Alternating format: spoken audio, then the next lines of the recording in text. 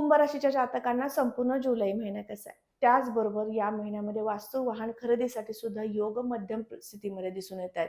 नवीन वास्तू खरेदी करावी, बांधकामास सुरुवात करावी असे अनेक विचार येत आहेत. सुरुवातही होऊ शकते, परंतु कामामध्ये मातृसुखासाठी हा महिना उत्तम आहे.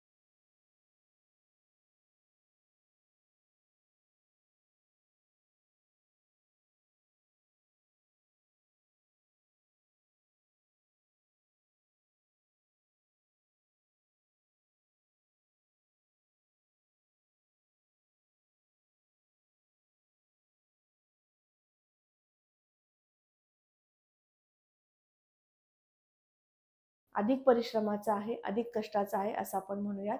श्री स्वामी समर्थ. स्वामी कृपा ज्योतिषमध्ये मी भास्कराचार्य मंजुषा जोशी आपलं हार्दिक स्वागत करते. आज आपण समजून घेतोय कुंभ राशीच्या जातकांना संपूर्ण जुलै महिना कसा आहे. जून महिना या महिन्यामध्ये थोड्याफार प्रमाणामध्ये कुटुंबात मतभेद झाले. अधिक वादाचे प्रसंग वारंवार समोर आले. परंतु आता जुलै महिना कसा समजून घेऊयात. प्रथम स्थानापासून माहितीला सुरुवात करूयात. प्रथमात राहू आहेत. तुमची कुंभ रास आहे, बौद्धिक रास आहे. बुद्धीने, कुशाग्रतेने तुम्ही प्रत्येक प्रसंग हाताळता. राहू प्रथमात आल्यापासून तुम्हाला वारंवार नवीन आव्हानं पेलावे लागतायत किंवा अधिक परिश्रम करावे लागतायत. पण राहू तुम्हाला विविध संकेत देत आहेत की तुम्हाला कशा पद्धतीने तुमच्या आयुष्यामध्ये बदल, परिवर्तन, करिअरमध्ये स्थिरता मिळू शकते.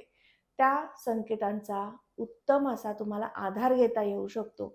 जी कल्पना तुमच्या डोक्यात येते की मी या व्यापारात जाऊ शकतो, या ठिकाणी नोकरी शोधू शकतो, तुमचे प्रयत्न कमी पडू देऊ नका. 7.5 आहे, अधिक परिश्रम तुम्हाला व्हायचं आहे. कारण शनी महाराज कष्ट देणं शिकवतात. कष्टातनं पुढे यश देणं ही त्यांची खासियत आहे. परंतु जो व्यक्ती कष्ट करतो, प्रामाणिकपणे कष्ट करतो, सातत्य ठेवतो कामामध्ये, त्याला यशस्वी करण्यासाठी, त्याचा उत्साह वाढवण्यासाठी शनींची कृपा होत असते. शनी तुमचे लग्न स्वामी आहेत आणि ते धनात्न गोचर करतायत. त्यामुळे कुटुंबामध्ये कलह, मतभेद आणि त्यामुळे तुमच्या आयुष्यामध्ये थोडासा त्या सगळ्या प्रसंगातनं गेल्यामुळे थोडासा उत्साह कमी होणं किंवा नैराश्य येणं ह्या गोष्टी साहजिक आहेत. पण त्यांना बाजूला ठेवून तुमच्या कर्मावरती विश्वास ठेवून चांगलं काम करणं, तुमची योग्य वाटचाल पुढे घेऊन जाणं कार्याची, या सगळ्या गोष्टी तुम्हाला करायच्या आहेत. संपूर्ण महिना अधिक परिश्रमाचा आहे, अधिक कष्टाचा आहे असं आपण म्हणूयात. धनस्थिती ही पत्रिकेनुसार धनस्थानावरनं पाहिली जाते.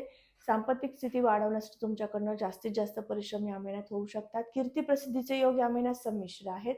त्याचबरोबर या महिन्यामध्ये वास्तू वाहन खरेदीसाठी सुद्धा योग मध्यम स्थितीमध्ये दिसून येत आहेत. जास्तीत जास्त प्रयत्न तुम्हाला करावे लागणार आहेत. धनस्थानात मंगळ आलेत, त्यामुळे वास्तूमध्ये नवीन कार्य सुरू करावं, नवीन वास्तू खरेदी करावी, बांधकामास सुरुवात करावी असे अनेक विचार येत आहेत.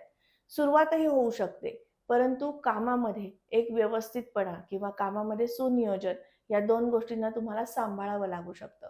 हर्षलयुक्त मंगळ धनस्थानातनं हर्षलयुक्त मंगळ चतुर्थ स्थानात असल्यामुळे तुम्हाला हे फळ मिळू शकतं. अधिक घाई होऊ शकते, थोडेसे ते नियोजनबद्ध होतंय का कार्य याचा विचार होणं आवश्यक आहे.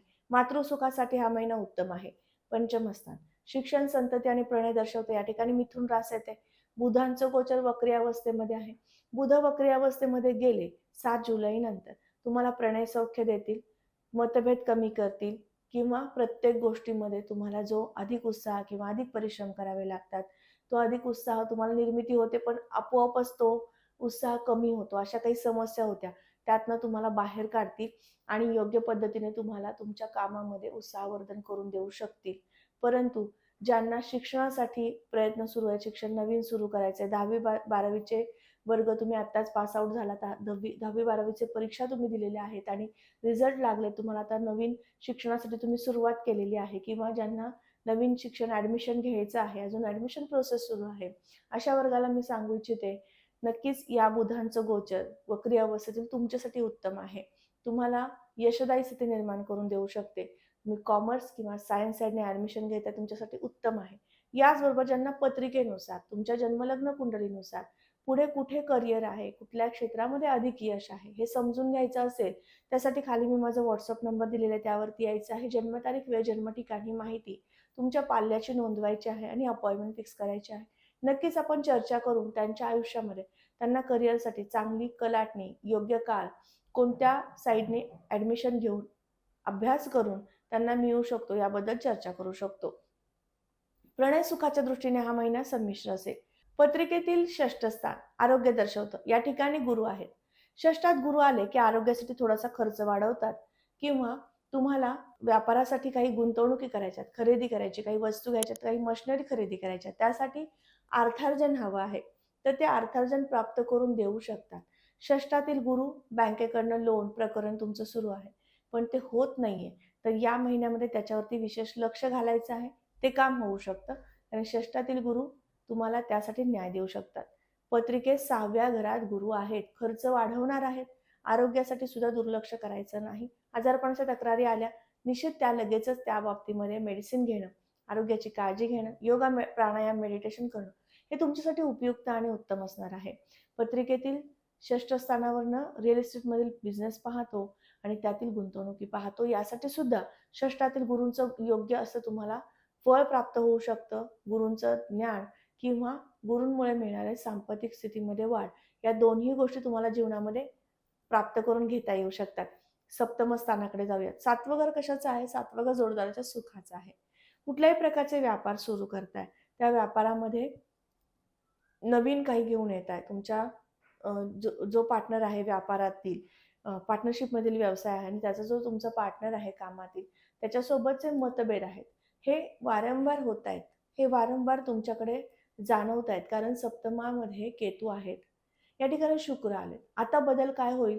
वाणीवरती विशेष नियंत्रण ठेवलं, एकमेकांना समजून घेऊन तो व्यापार वाढवण्यासाठी प्रयत्न केले, तर निश्चित तुमचा पार्टनर तुम्हाला साथ देऊ शकेल.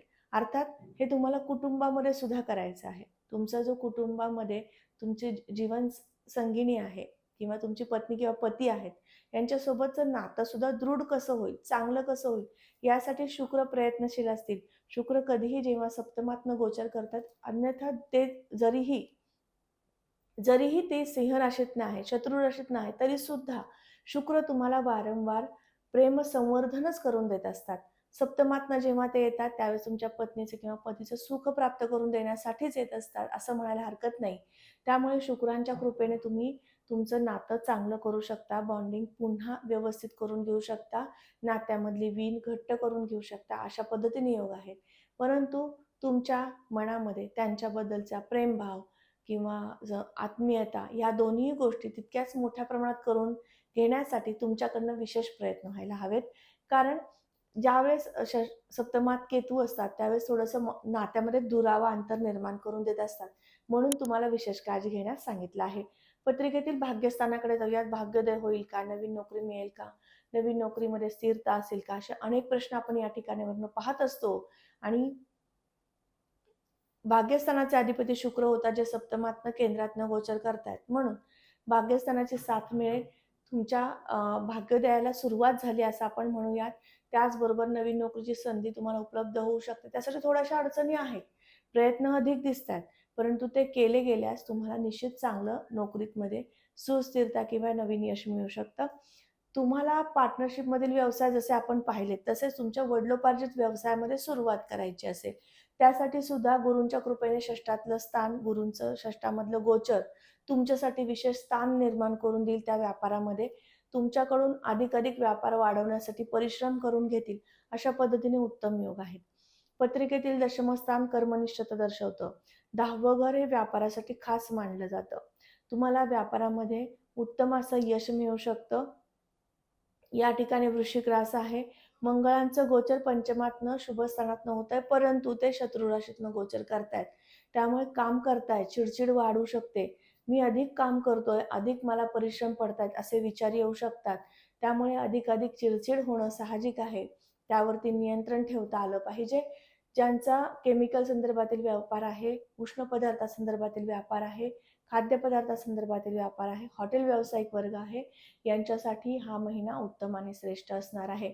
पत्रिकेतील 11वं घर लाभस्थिती दर्शवतं. लाभाचे योग उत्तम आहेत, लाभ प्राप्तीचे योग आहेत. षष्ठातनं जरी गुरु असला, जरी 6वा गुरु असला, तरी कर्ज देतो, तरी पण तुम्हाला विशेष चांगलं काम करून अर्थार्जनाकडे पण घेऊन जात असतो. त्यामुळे हा महिना त्यासाठी असणार आहे. पत्रिकेतील 12वं घर परदेशात जाण्यासाठी, राहण्यासाठी पाहिलं जातं. दोन्ही दृष्टीने हा महिना उत्तम आहे. प्रयत्न करायचे आहेत, प्रयत्न अधिक होणं अपेक्षित आहे, कारण 7.5 आहे. 7.5मध्ये कुठलंही काम करताना अधिक परिश्रम करावेत, त्याशिवाय तुम्हाला उत्तम असं यश मिळत नाही असं म्हटलं जातं. म्हणून अधिक परिश्रमी व्हायचे आहे असा सल्ला देण्यात आला. पत्रिकेतील 12 घरं, त्यावरून आपण माहिती घेतली. ज्यांना विवाह करायचा आहे अशा विवाह इच्छुक वधूवरांना सांगू इच्छिते, तुमची जन्मलग्न पत्रिका तपासून पहा, त्यामध्ये विवाहाचे योग उत्तम सुरू आहेत. तरी राशीनुसार तुम्हाला 6वा गुरु आहे. मग विवाहाचं कार्य होणार नाही का? तर होऊ शकतं. कारण जरी 6वा गुरु चालू आहे, पण पत्रिकेत उत्तम स्थिती आहे ग्रहांची, तर तुम्हाला विवाहाच्या कार्याला थोड्याशा अडचणी येतील, पण विवाहाचं कार्य संपन्नतेकडे जाईल. अशा पद्धतीने योग येत असतात. म्हणून तुम्हाला जन्मलग्न कुंडली तपासून घेण्याचा विशेष सल्ला दिला. आपल्याच या YouTube चॅनलवरती वास्तू संदर्भातील माहितीच्या व्हिडिओची शृंखला सुरू केलेली आहे. त्यामध्ये अनेक व्हिडिओज अपलोड केलेले आहेत. छोटे व्हिडिओ सुद्धा अपलोड केलेले आहेत, ज्याच्यामध्ये अगदी महत्त्वपूर्ण माहिती संक्षिप्त स्वरूपामध्ये दिलेली आहे. ज्यामध्ये तुम्हाला वास्तूमध्ये काय बदल करून तुमच्या घरामध्ये सकारात्मक ऊर्जा वाढवता येऊ शकते. रिलेशनशिप खराब होऊ लागलेलं आहे, नवरा बायकोमध्ये मतभेद वाढलेत, ते कसे कमी करून घेता येऊ शकतात. याचबरोबर घरातील रचना, अगदी दारापासून कुटुंबातील प्रत्येक राहणाऱ्या घरातील सदस्यांच्या खोल्या किंवा बाथरूम टॉयलेटची रचना कशी असावी, याबद्दल सुद्धा माहिती संपूर्णपणे त्यात दिलेली आहे. तुम्ही ज्योतिषशास्त्र, वास्तुशास्त्राचा अभ्यास करताय, तुमच्यासाठी हे व्हिडिओ मी खास देत असते. त्याचबरोबर जो प्रेक्षक वर्ग आहे, ज्यांना दरमहा राशीफळ समजून घ्यायचं असतं आणि त्या माध्यमातून त्यांच्या जीवनामध्ये या महिन्याचं प्लॅनिंग करून यशस्वी व्हायचं असतं, त्यांच्यासाठी खास हे व्हिडिओ केलेले असतात. नक्कीच तुम्ही प्रेम आणि प्रतिसाद राशीफळाला देत असता. तसेच तुम्ही वास्तुशास्त्राच्या व्हिडिओंना सुद्धा द्या, त्यातून सुद्धा माहिती घेऊ शकता. घरामध्ये, रचनेमध्ये, वास्तुशिल्पातील अंतर्गत रचनेमध्ये बदल करून तुमच्या आयुष्यामध्ये उत्कर्ष प्रगती आणि संघर्ष कमी करून घेऊ शकता.